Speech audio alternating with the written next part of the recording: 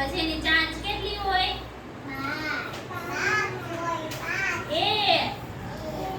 એક ચાંચ હોય ને. તો ઈ કાગડાભાઈ માળામાં રહેતા હતા. તેમાં એક કાગડો, એક કાગડી અને એના બે નાના નાના બકુલા એટલે એના બચ્ચા એમાં રહેતા હતા. કાગડો અને કાગડી આખો દિવસ બચ્ચાઓને ખવડાવ્યા કરે. આમથી લાવે, આમથી લાવે, આમથી લાવે, પછી બચ્ચાને ખવડાવે. ટીનુબેનને થયું કે ચાલ આ બંનેને હું મદદ કરું. ઓલા ટીનુબેન હતા ને, ત્યાં ટીનુબેન રહેતા હતા ને, જેના ફળિયામાં ઝાડ હતું. ટીનુબેનને થયું કે લાવ હું એને મદદ કરું. મમ્મી મને 2 રોટલી આપો ને, મારે કાગડા, કાગડી અને કાગુલાઓને આપવી છે. એને શું કીધું એની મમ્મીને કે મમ્મી મને 2 રોટલી આપો ને, મારે ઓલા કાગડો અને કાગડી ને એના બચ્ચા છે ને એને આપવી છે.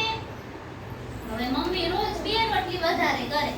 મમ્મી રોટલી બનાવે ને એટલે 2 રોટલી રોજ વધારે બનાવે. ટીનુ તે 2 રોટલીના નાના નાના ટુકડા કરીને બારીની બહાર પાળી હોય ને ત્યાં મૂકે.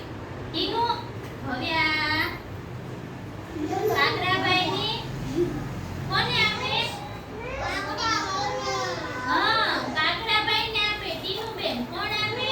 અહીંયા આવ કરો. તમારે આગળ આવ કરો. લાવ અહીંયા આવ કરો. બેસી. કોને આપે? કાગડાભાઈને આપે. કોને આપે? પછી કાગડો અને કાગડી આવીને ઈ ખાઈ જાય. કાગડો અને કાગડી આવીને લઈ જાય અને એના નાના નાના બચ્ચા હતા ને એને આપે. કાગડો કાગડી તે ટુકડા માળામાં લઈ જઈને બચ્ચાને ખવડાવે. બચ્ચાઓ ઝટ મોટા થયા અને મોટા થઈને ઉડી ગયા. બચ્ચા મોટા થાય એટલે ઉડી જાય. ખુશ થયેલા કાગડાભાઈ ટીનુબેનને મોરનું પીછું ભેટમાં આપ્યું. ટીનુબેન રોજ એને રોટલી આપતા ને હે. પછી કાગડો ખુશ થઈ ગયો અને મોરનું પીછું ટીનુબેનને આપ્યું એક ભેટમાં. કાગડી બેને લાલ રેશમની પટ્ટી ભેટમાં આપી ટીનુબેનને. મમ્મીએ લાલ રેશમની પટ્ટી અને મોરપીંછથી મુગટ બનાવી ટીનુબેનને પહેરાવ્યો. જો કાગડાભાઈએ શું આપ્યું? મોરનું પીછું આપ્યું અને કાગડી બેને શું આપ્યું? રેશમની પટ્ટી આપી.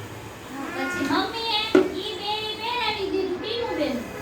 જો આમાં દેખાય છે મોરનું પીછું ને રેશમની પટ્ટી પહેરાવેલી છે ને ટીનુબેનને. હે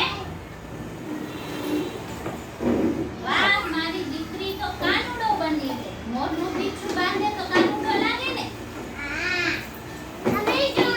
મમ્મી ગાવા લાગ્યો. કાગડો કાગડી જય જય ટીનુબેનની માથે મોરપીંછ મૂકી દીધું. જય કનૈયાલાલ કી.